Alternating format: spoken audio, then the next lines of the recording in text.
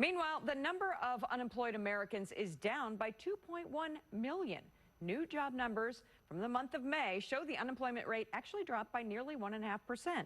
Economists expected the unemployment rate to rise to nearly 20%, but the gradual reopening of the economy apparently added some new jobs. One thing to note here, unemployment among Black and Asian Americans actually went up last month. It's something the president was asked about today and didn't really answer.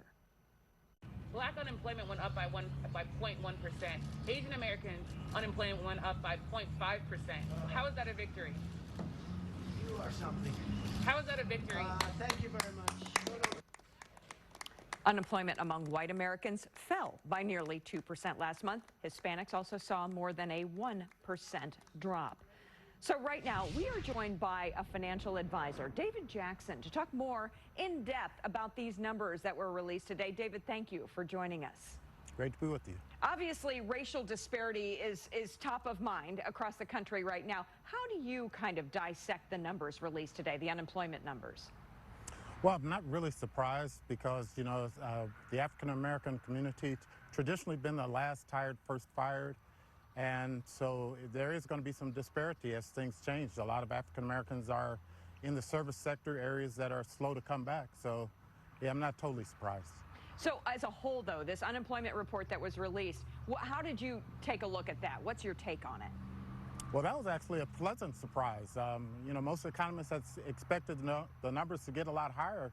So for them to go down was a pleasant surprise, and the stock market reacted to that in a real positive way. I don't think that means we're totally out of the woods yet, but it is always good to get good news. So I know sometimes these numbers can be kind of deceiving, though, for those of us who don't understand truly how to read them. I know you do. How do you dissect it? Could it just be that maybe some people are coming off of furloughs now, or how could this be a little bit, I don't know, maybe doesn't tell the whole story? Well, there are a lot of variables to this, and one of the things that they project things based on something that's never happened before. We've never had a collapse of the economy as fast as it collapsed. So for them to project how it's going to recover, it's been a guessing game for everybody. So, these numbers, they may get revised, but they may not. But it's, like I said, it's still good to receive some good news in the midst of all this negative things that have been going on. It is nice to see a little bit of positivity, that is for sure. David, where do you think we are heading from here? What's your own personal projection on where we are in this downturn?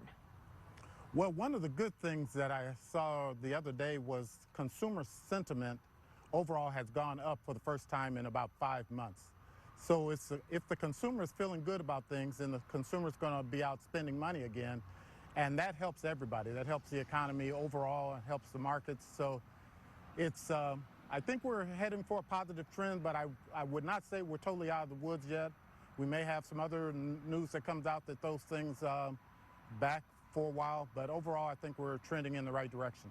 Boy, I hope that's the truth. Oh, financial advisor David Jackson, we appreciate you joining us here this afternoon. It is some good news to pass along. Thank you.